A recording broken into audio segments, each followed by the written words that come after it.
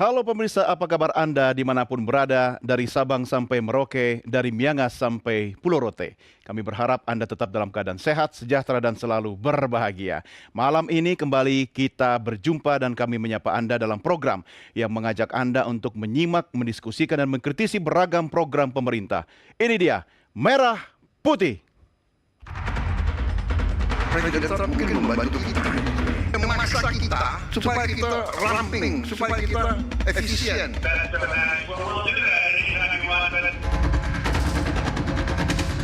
Dalam diri saya pasti akan ada penundaan PKU Pak. Satu, pengennya kan ada tiga Pak, ada tiga.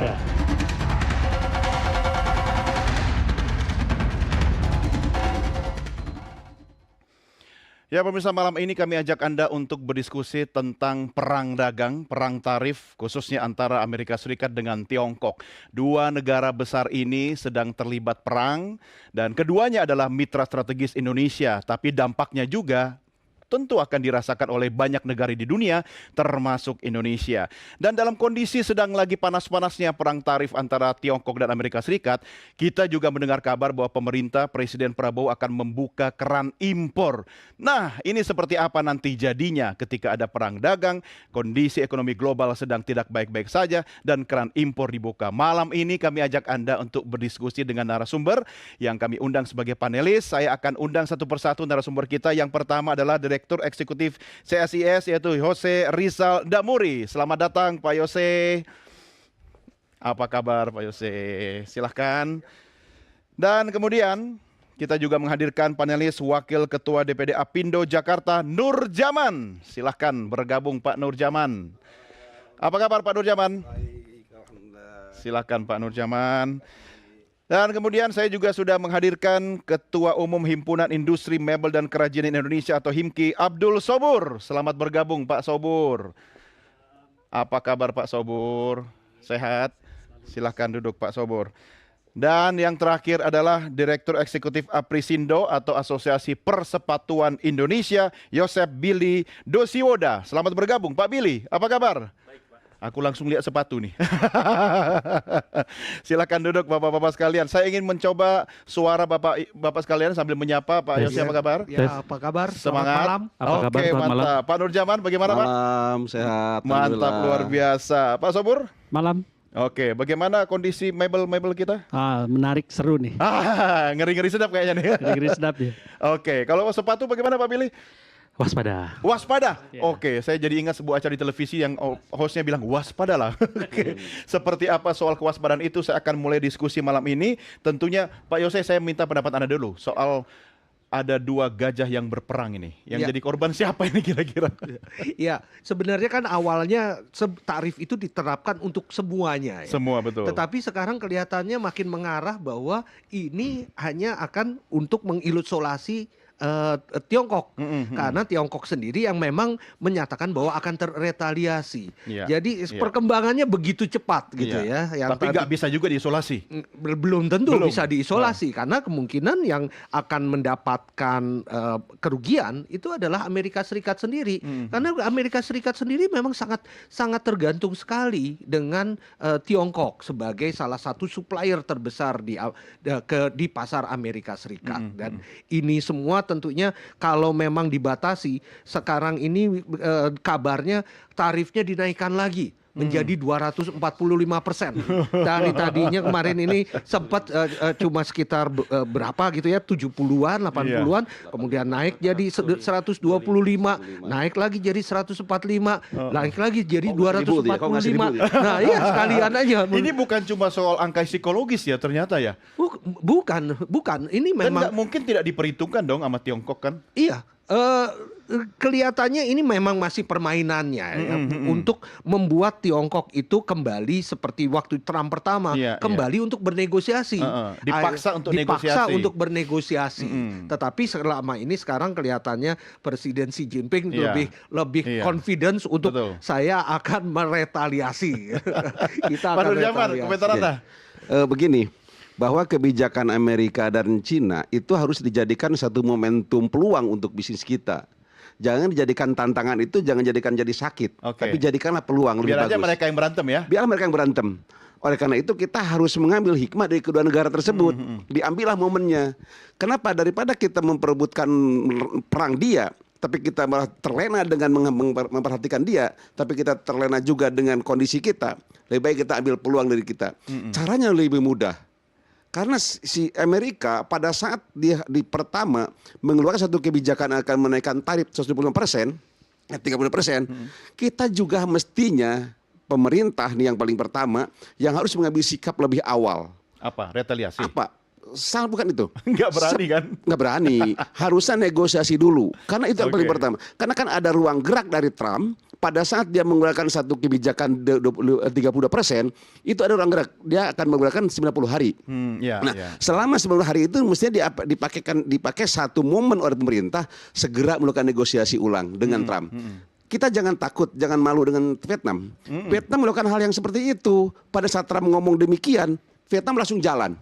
Ngomong dengan Trump bahwa kami kondisi seperti begini. Akhirnya kan dia zero. Iya, Nah, kenapa kita tidak melakukan hal itu sebelum kita melakukan hal yang lain?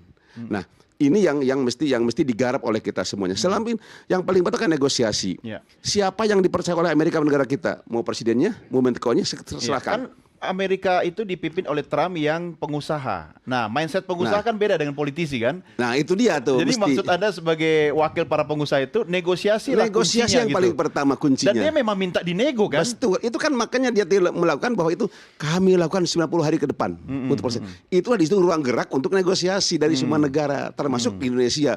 Karena kedua negara itu perang tarif, perang dagang, kita dampak yang terkena. Oke, Tapi oke. dampak itu pengusaha kan harus optimis. Jangan jadikan itu sakit, tapi jadikanlah peluang. Iya. Tetapi peluang itu tidak bisa digarap oleh kami sendiri. Iya. Tidak mungkin pengusaha, tidak mungkin juga rakyat, tapi harus keterlibatan semua stakeholder termasuk pemerintah. Iya, Dan iya. yang paling dominan adalah pemerintah. Sayang hari ini nggak ada pemerintah. Gitu. Nggak Gitu apa-apa ya kan. Ini saatnya kita kemudian memberikan solusi kepada pemerintah. Termasuk solusi yang kritis itu penting. Karena pelakunya juga ada perwakilan dari dua usaha di sebelah kiri saya. Kalau dari industri furniture, mebel, dan kerajinan itu dampak yang langsung dirasakan ada nggak Pak Sobur? Ya tentu saja. Oh.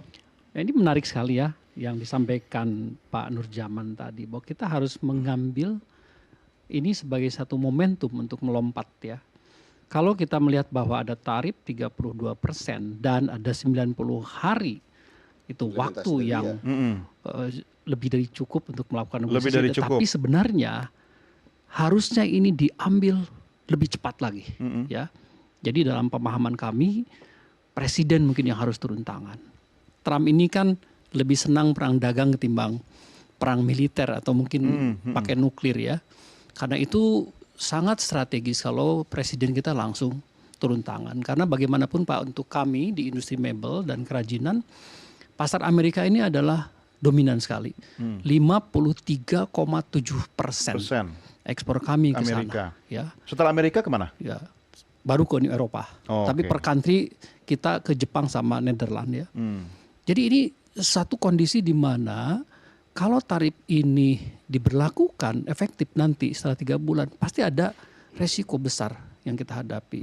Tetapi ketika negosiasi kita berhasil, ya bisa lebih rendah daripada 32%, maka momentum akan terjadi.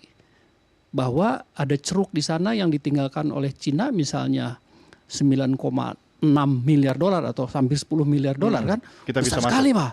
Oke. Tetapi ada pemain utama di sana. Dari? Ya. Dari seluruh dunia, terutama ada 6 pemain utama di sana. Ada Vietnam, kemudian ada Kanada, ada Meksiko, ada Malaysia di situ, ada kita dan juga ada India di situ ya, dan ada Italia.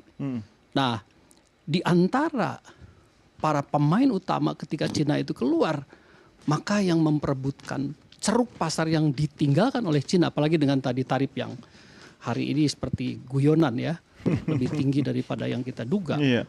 Nggak mungkin Cina masuk ke sana, Pak. Nah itu momentumnya. Jadi Iya. kita juga harus melihat Itu bahwa momentum, itu peluang kita sebenarnya. peluang kita sangat besar sekali ya. Artinya lebih dari 170 triliun kan berarti Iya, ya. iya. Potensinya untuk kita bisa ambil. Oke. Demikian, Pak. Nah ini menarik, tapi sepatu sama nggak kondisinya? Karena kalau kita bicara persepatuan, itu di depan mata kita selain Vietnam, Bangladesh juga ya Pak Billy ya? Itu jadi tantangan ya. Bagaimana nih? Kami pengertian tadi waspada perlu pas 2 April tuh memang udah tahu akan ada pengumuman. Tetapi kan angkanya kami kaget segini 32. Kalau dengan tarif dasar di tanggal 5 10% totalnya 42 begitu. Jadi pas kalau seandainya itu jadi diterapkan, konsekuensi kami adalah kami menghitung dan mengkaji penyesuaian begitu. Apakah tentu karena kami di industri padat karya, labor insentif yang sangat menyerap tenaga kerja sebagai penyangga perekonomian nasional gitu. Kami berbasis di Pulau Jawa, DPD kami ada 4 dan itu menyerap tenaga kerja kalau di sektor persepatuan yang langsung itu sekitar 900 pekerja. Kalau dengan supplier dan pendukung semuanya hampir 1,2 juta, itu memiliki dampak kalau seandainya naik. Tentu opsi PHK itu jalan yang sangat terakhir gitu. Ya, tapi sudah ada PHK belum? Syukur sampai saat ini dari efek tarif Trump tidak ada PHK dan tidak ada pabrik yang tutup. Masih bisa bertahan? Harapannya masih bisa bertahan. Jangan bilang Saya bilang gitu loh, belum. Pak. Belum dijalankan. belum. Siapnya iya. belum. Begitu Ya, Pak. kan Betul. ada Satgas PHK. Iya. Ya, mudah-mudahan itu preventif. Betul. Iya kan? Nah, Tapi gini Mas. tapi yang dari momen ini kami berharap tripartit pengusaha, pemerintah dan pekerja menjadi sebuah momen yang tadi disampaikan Bapak-bapak untuk memperbaiki tata niaga kita berbisnis juga, lalu menciptakan iklim industri yang kondusif. Begitu banyak momen di belakang sebelum-sebelumnya berbagai peristiwa. Apa yang di belakang ini maksudnya? Nggak apa-apa, mumpung nggak ada pemerintah ini, curhat langsung nih. Kita harus tetap sinergi dengan pemerintah, Betul, membutuhkan tapi untuk kan harus kita ada- mendukung negosiasi dengan dijalankan pemerintah begitu.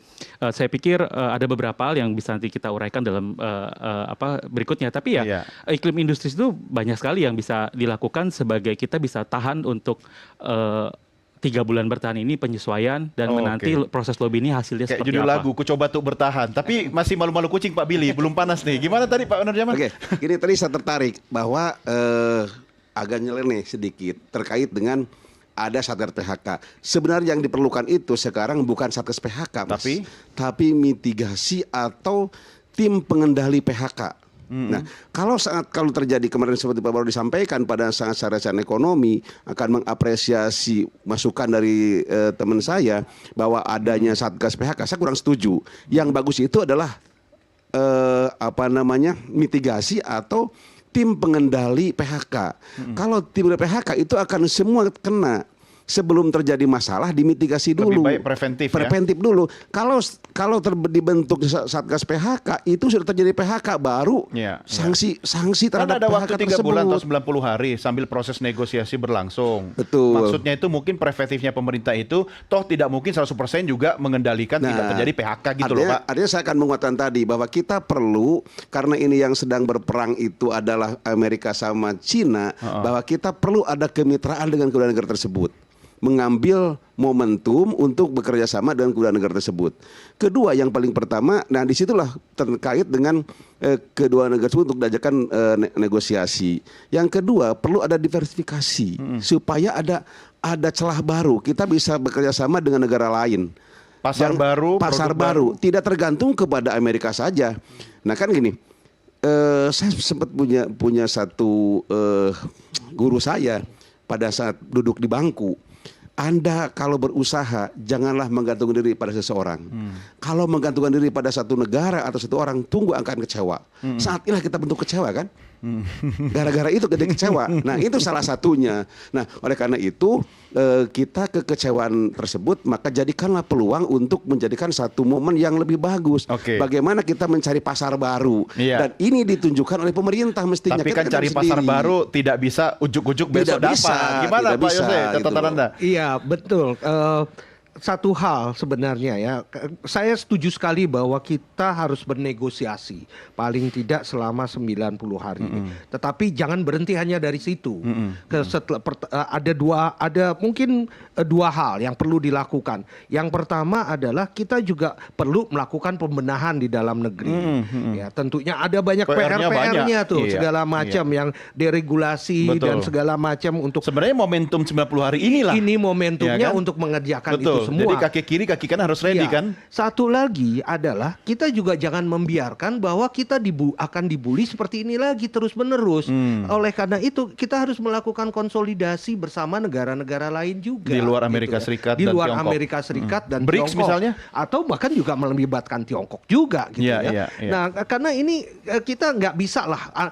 Ini pasti akan terus-menerus seperti ini terjadinya. Maksudnya dimainin sama Amerika? Oh ya iya, ini sudah lagi bukan negosiasi sebenarnya. Ini saya sangat cukup kesian sih dengan Bapak Ibu Menteri yang sedang pergi ke Washington DC karena itu bukan negosiasi. Iya, iya. Itu pasti adalah intimidasi. Intimidasi ya. Intimidasi. Tapi mungkin gini, Mas, Gimana? negosiasinya jangan membuka keran impor. Ya, Gitu dan loh. itu Ya. waktu zaman Trump pertama juga kita sebenarnya waktu itu ada tuntutan juga. Memang bukan menaikkan tarif, tetapi ancamannya adalah menghilangkan GSP kita. Iya, iya, iya. Dan itu ada 12 tuntutan dari Amerika Serikat. Sekarang kita belum tahu nih berapa banyak tuntutan yang akan Iya, dimiliki. Tetapi di dalam catatannya Amerika Serikat itu ada sekitar kalau nggak salah 17. 17 hal yang dia highlight untuk Indonesia. Tapi ini kan artinya memang kesempatan juga buat kita membenahi diri. Tadi melakukan deregulasi. Iya, cuma Tetapi kan waktunya sangat singkat, mepet banget. Di tengah banyaknya PR yang harus kita selesaikan dalam negeri, Anda optimistis nggak bahwa itu akan bisa terjadi? kalau memang mau dilakukan tentu akan bisa dilakukan. Contohnya butuh tekad contohnya yang tadi kuat. dengan mungkin bukan Satgas PHK yang kita perlukan, tetapi Satgas deregulasi yang lebih penting lagi.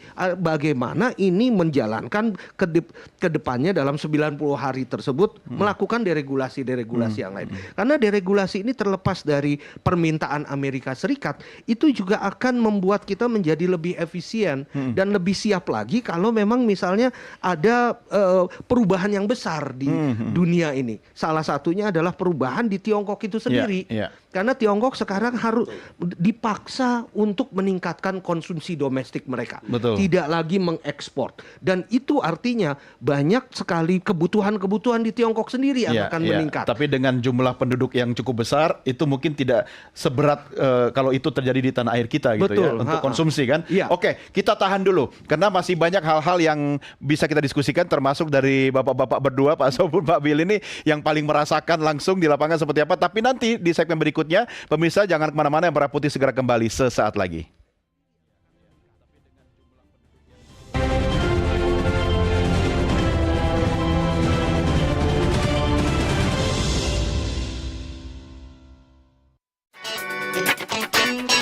Dapatkan update berita dari berbagai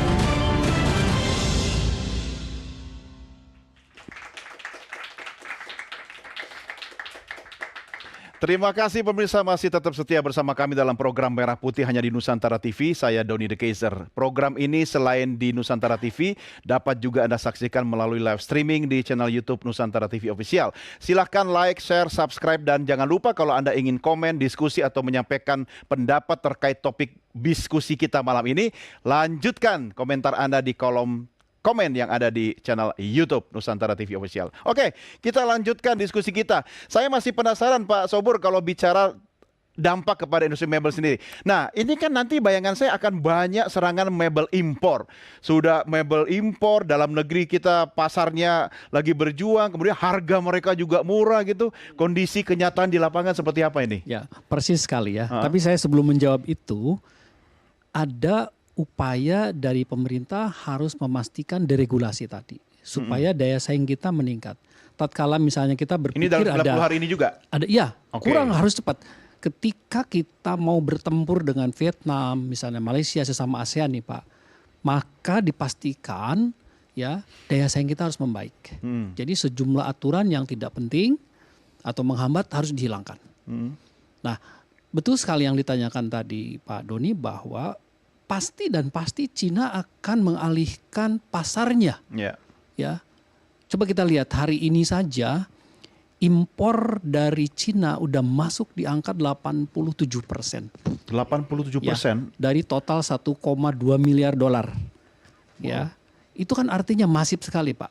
Itu Ya. khusus yang impor aja. Itu impor dari Cina itu 87% ya. Sisanya dari? Sisanya dari Macam-macam seluruh dunia, ya? dari macam-macam termasuk Vietnam dan Vietnam juga negara-negara lain ya.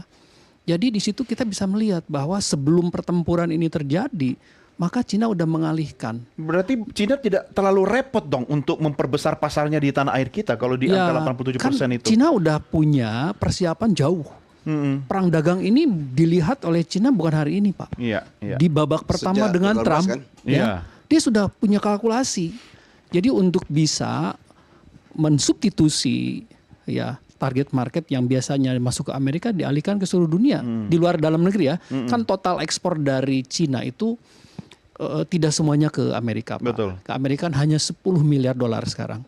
Sisanya pastikan ke seluruh dunia. Termasuk Indonesia. Dan Indonesia menjadi target market tentunya karena jumlah penduduk kita kan sangat besar ya, 280 juta. Ini menarik. Jadi Berarti waspada potensi nih. pasar pembeli di Indonesia juga gede. Besar sekali, Pak. Untuk mebel. Kan kalau mebel tuh ukurannya setiap penduduk pasti butuh mebel. Ya. Hitung aja, Pak.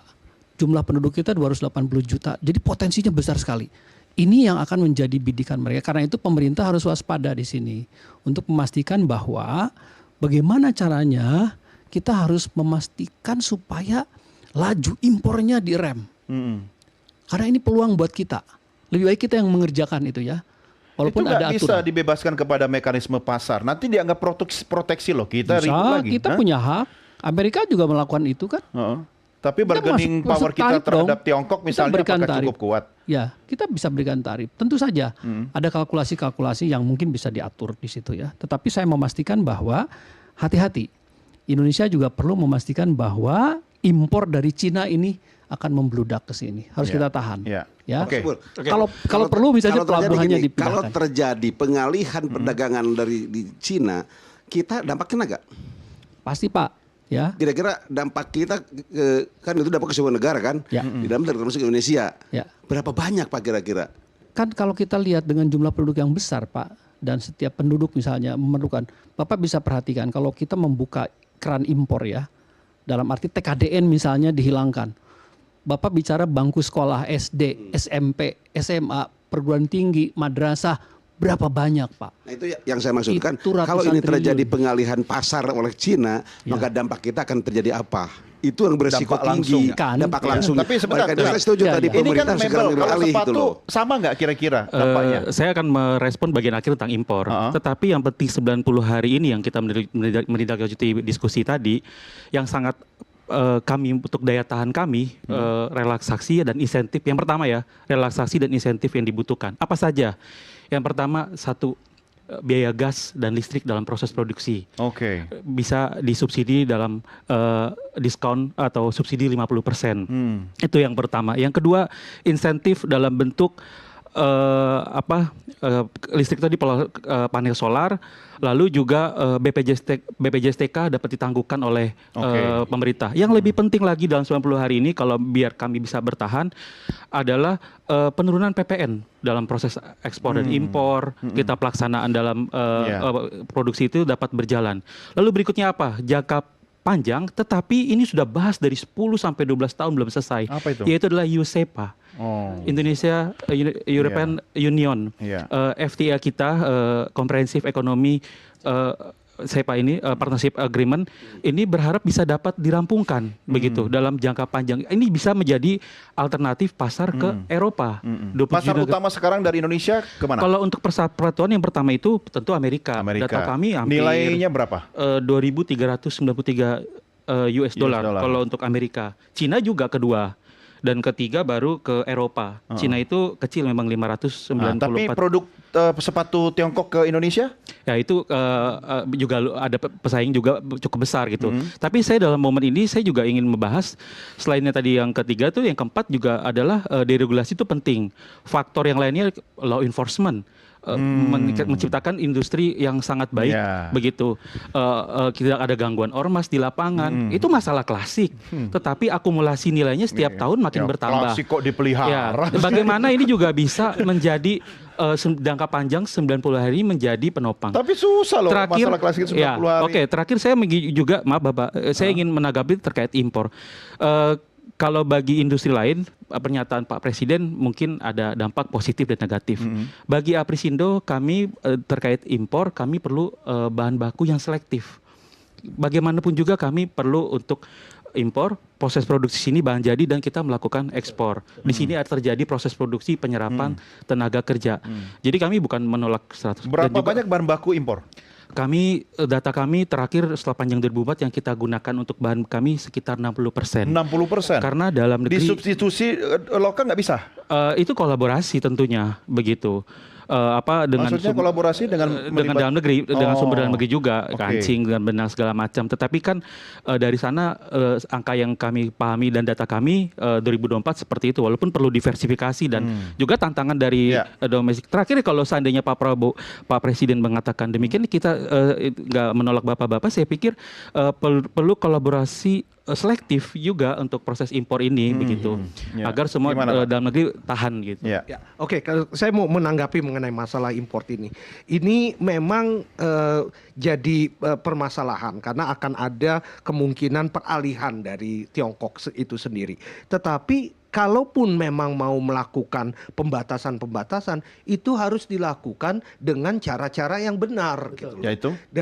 Yaitu mengikuti aturan-aturan yang ada di WTO. Memang selama ini Trump itu sudah tidak peduli dengan WTO, tapi kita jangan ikut-ikutan seperti dia. Karena bayangkan kalau misalnya karena Tiongkok mengalihkan ke Indonesia, Indonesia mengenakan tarif yang lebih tinggi, lalu Tiongkok akan mengenakan kepada produk-produk kita, yang lain-lainnya juga seperti itu. Ya semuanya akan Dan terjadi produk kita perang banyak dagang. juga kan yang Betul. dikirim ke Perang Tiongkok. dagang ke seluruh negara, seluruh dunia. Itu satu hal. Yang kedua adalah memang biaya masuk kita itu banyak sekali keanehannya.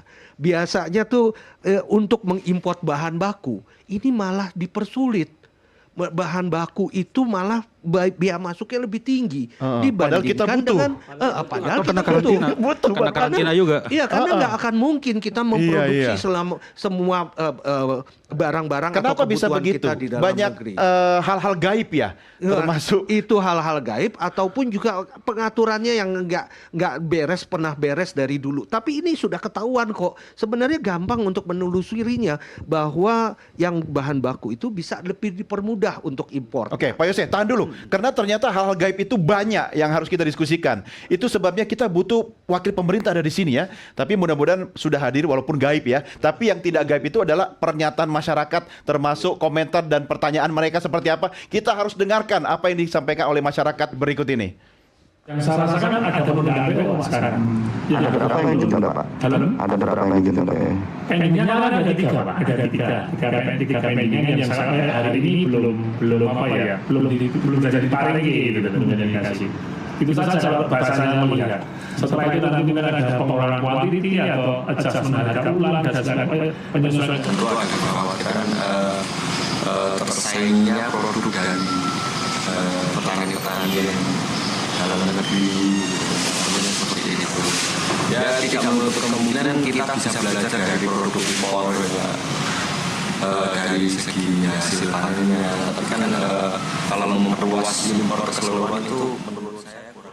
Oke, ya intinya ini semua keluhan, ya kan? Tapi mereka berharap pemerintah pro kepada mereka, khususnya para pelaku. Oke, Pak Nurjaman ada catatan?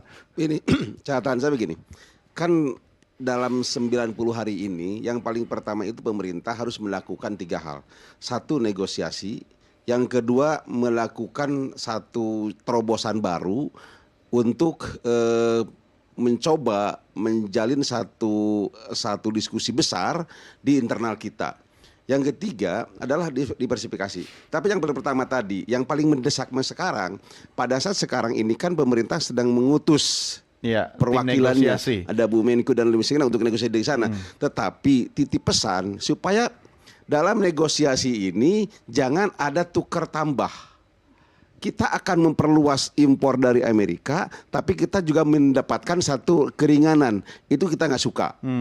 Sebaiknya kita negosiasi untuk menetapkan satu kebijakan yang luar biasa agar Trump itu melakukan satu kebijakan pengecualian terhadap nilai tarifnya, tetapi tidak lalu menambah impor kacang kedelai dari sana.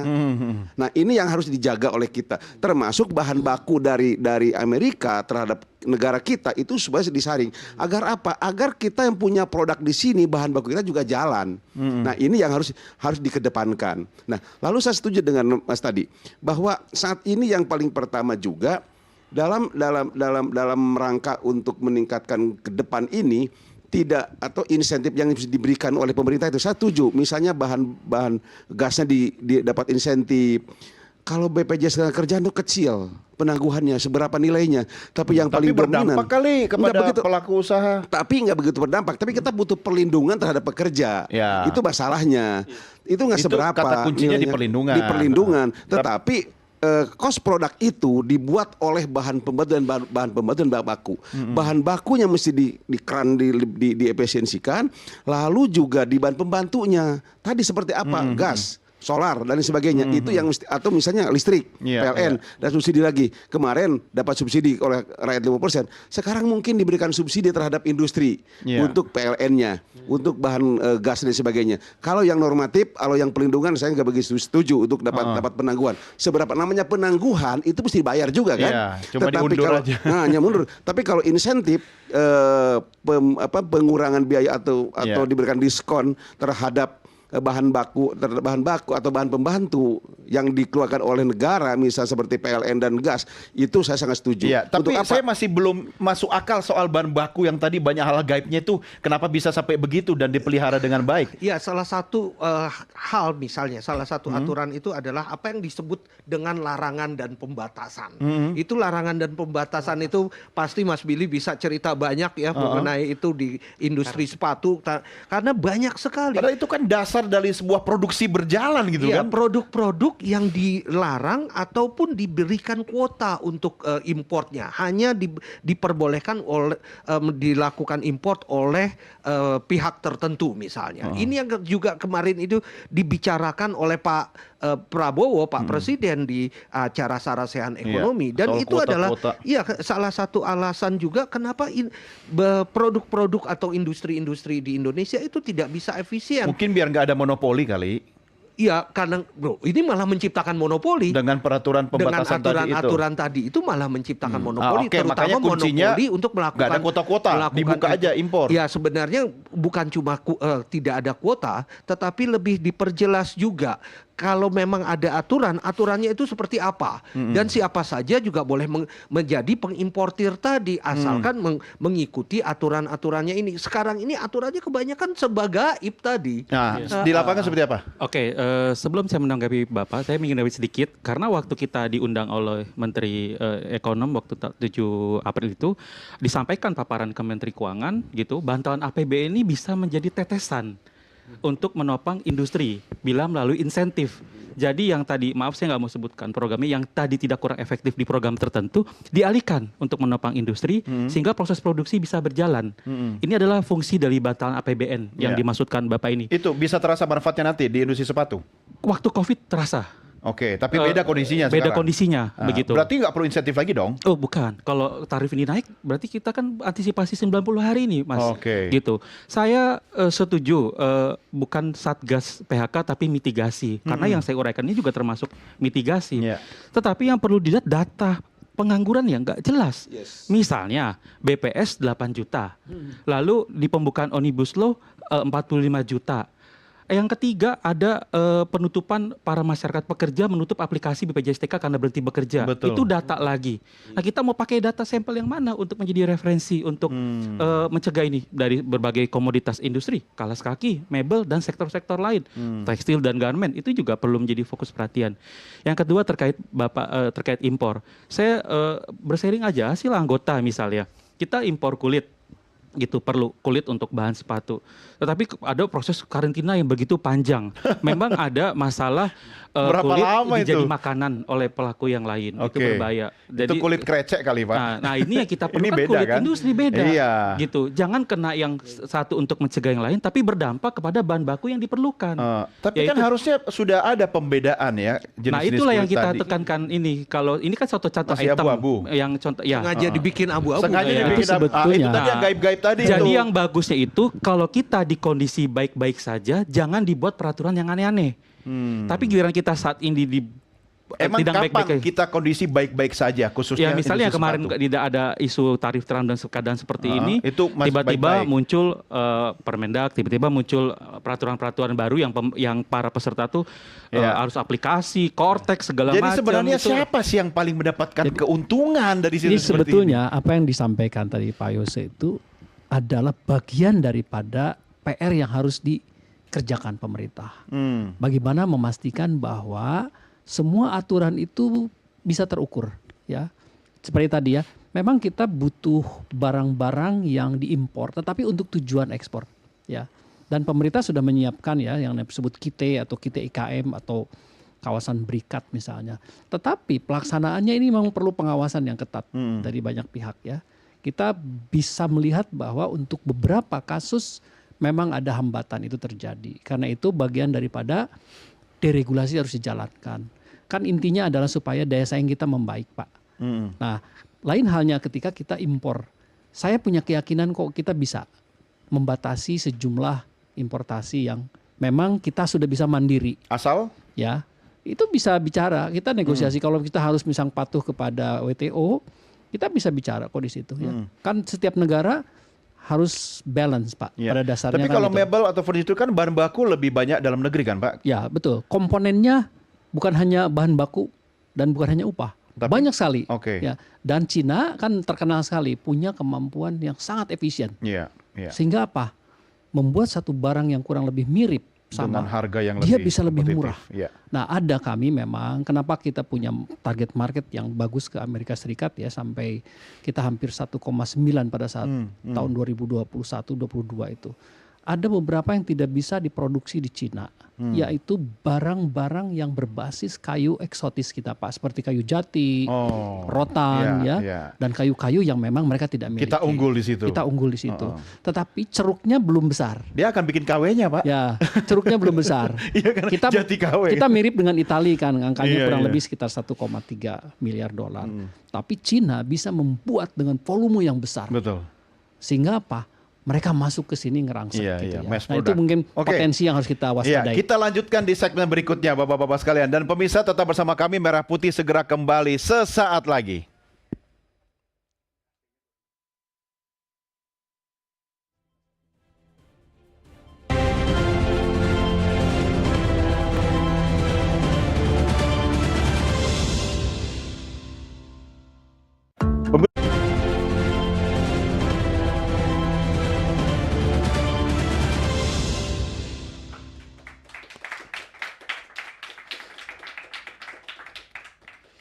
Kita lanjutkan diskusi kita malam ini pemirsa. Ini gara-gara Amerika dan Tiongkok lagi rame, ya kita juga ikut rame. Tapi yang paling penting kita harus menemukan solusi yang tepat bagi kepentingan dalam negeri kita. Bapak-bapak panelis di studio juga sudah ada rekan-rekan mahasiswa atau audiens yang ingin memberikan pertanyaan atau komentar. Silakan, siapa yang mau bertanya?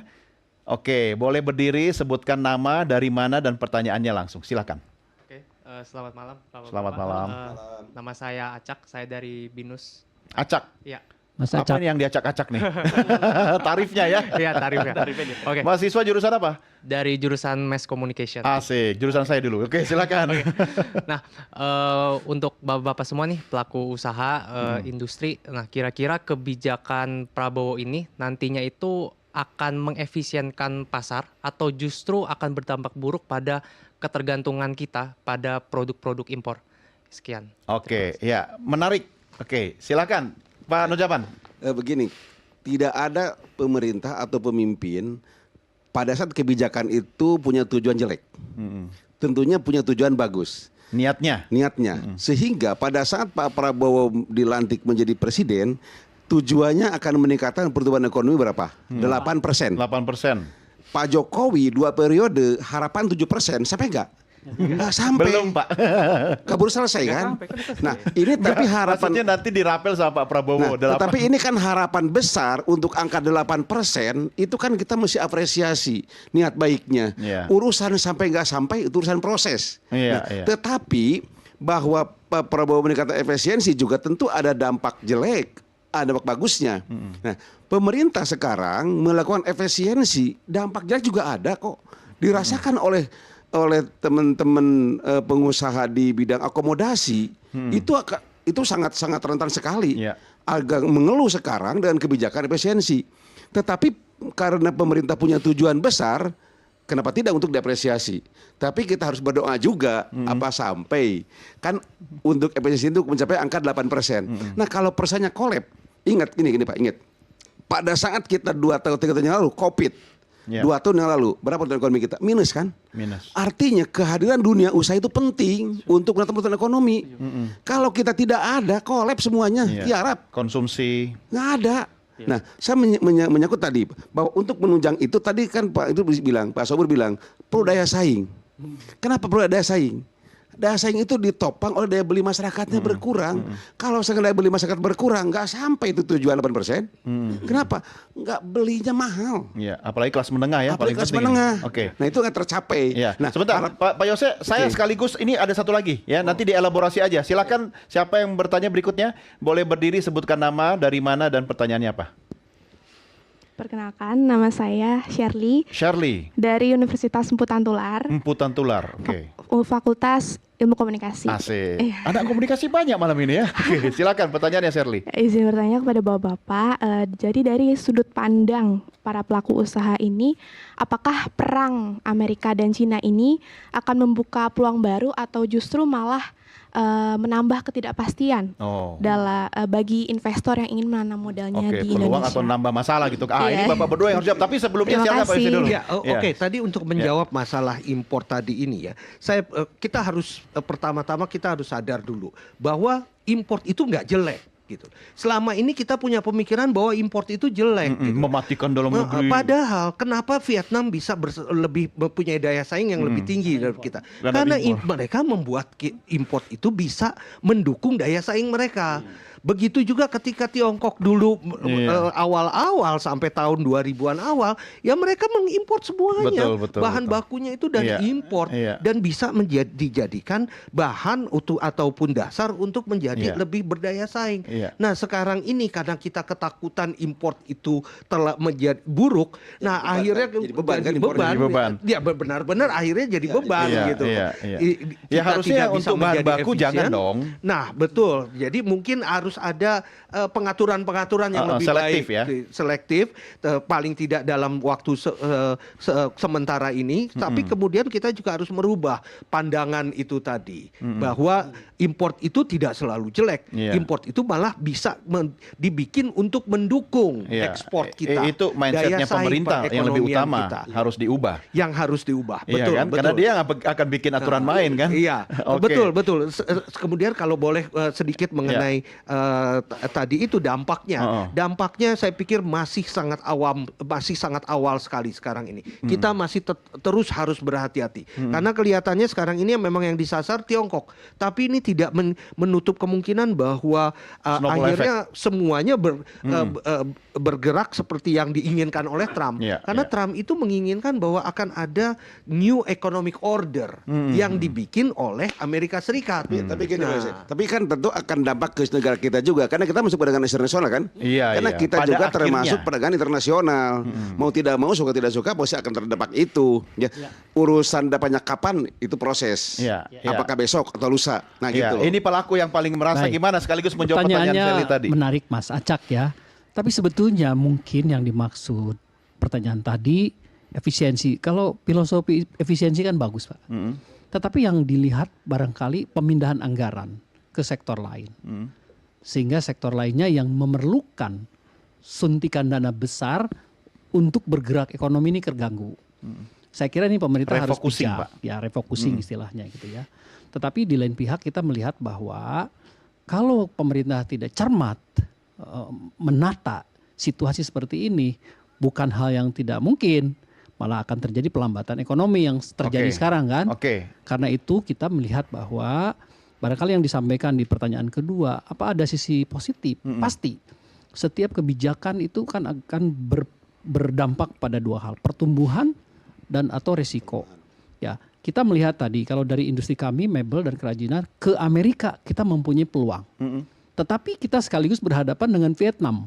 Karena kita tahu di balik Vietnam itu ada Cina yang melakukan relokasi besar-besaran dengan menggunakan FTA mereka untuk masuk ke Amerika Serikat, termasuk masuk ke kita. Ya, Pak Billy. Terima kasih adik-adik mahasiswa. Saya ingin menjawab begini. Saya tetap pada posisi sama kayak Pak Jose dan Bapak dari Apindo, kami impor selektif untuk kebutuhan bahan baku. Dan itu dibutuhkan dan tidak salah. Hanya yang sangat penting bagi kami yang rasakan ketika kami kemarin, anggota kami itu terkena tertib niaga K3KL. Begitu. Ini pengusaha domestik. Ya. Saya pikir mindsetnya yang harus kita ubah untuk pemerintah mengadakan kegiatan ini lebih baik daripada pengusaha lokal domestik yang disasar. Bagaimana barang impor yang ditertibkan? Sumber-sumber saluran ilegal yang harus lebih baik ditata ulang. Oh, berat banget itu. Jadi itu lebih baik, lebih equal. Jadi legalnya nggak dilarang, tapi ilegalnya diseleksi. Yang berbahaya bagi masyarakat. Saya rasa ini penting bagaimana daripada menyasar pelaku industri yang menciptakan lapangan pekerja di gudangnya tertahan, nggak bisa keluar, begitu. Tetapi yang masuk secara ilegal ini nggak ditertibkan. Nah ini jadi perlu penataan yang lebih baik untuk terkait pertanyaan adik. Begitu tata kelolanya halus, makanya istilah saya di elaborasi selektif begitu. Nah yang kedua, tadi Bapak menyebut relokasi investasi antara Tiongkok Vietnam. US dan Amerika, dampaknya mereka mencari lokasi baru. Itu juga bukan suatu yang saya setuju sama Pak Yose, dampak yang nggak bisa ditebak secara pasti apakah relokasi, karena ini masih bertarung antara kedua gajah ini. Tapi kita nggak mengkritisi. Kita lihat aja 3 bulan ini. Udah 3 bulan ini. Iya kan? Peluangnya, maksudnya tadi katanya peluangnya ada Bang. Itu peluang tapi prosesnya masih lama gitu. Daripada kita membiarkan jauh ke sana, dan lebih belum baik pasti juga yang pendek-pendek tadi, strategi mencegah pengangguran, mencegah PHK dengan relaksasi insentif tadi dengan tepat sasaran begitu. Contoh yang udah berjalan tax holiday kepada para investor bisa berjalan, karena investor asing itu bukan berarti mematikan investor justru malah kolaborasi kok dengan usaha lokal sehingga menciptakan lapangan pekerja dan jumlahnya nggak kecil, 100.000, puluhan ribu. Baik, yang paling penting bagaimana kita melindungi kepentingan dalam negeri kita, ya kan? Dan Anda semua harus terlibat di dalamnya. Bapak-bapak, saya harus akhiri diskusi kita. Memang kalau membicarakan soal ini bisa berjilid-jilid ya. Tapi terima kasih Bapak-bapak sudah hadir bersama kita malam hari ini. Mudah-mudahan nanti prosesnya akan membuahkan hasil yang positif meski kita harus tertatih dulu gitu kan. Terima kasih Bapak-bapak sekalian, dan pemirsa, inilah akhir jumpa kita dalam program Merah Putih edisi malam hari ini. Saya Doni De Keizer atas nama rekan-rekan redaksi dan kerabat kalian petugas berterima kasih atas kebersamaan kita. Sampai jumpa, merdeka. Tapi terima kasih Bapak-bapak sudah hadir bersama kita malam hari ini. Mudah-mudahan nanti prosesnya akan membuahkan hasil yang positif meski kita harus tertatih dulu gitu kan. Terima kasih Bapak-bapak sekalian, dan pemirsa, inilah akhir jumpa kita dalam program Merah Putih edisi malam hari ini. Saya Doni De Keizer atas nama rekan-rekan redaksi dan kerabat kalian petugas berterima kasih atas kebersamaan kita. Sampai jumpa, merdeka.